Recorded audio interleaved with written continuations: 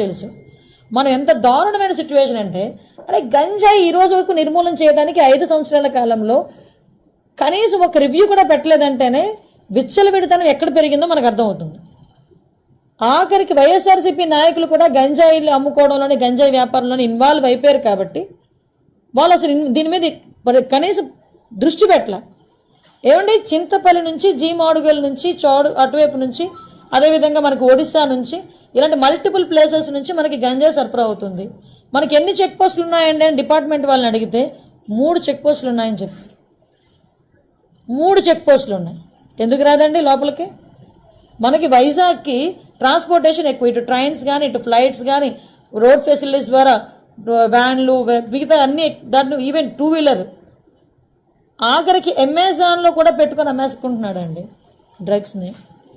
curry leaves అని పేరు చెప్పుకొని అమ్మేసి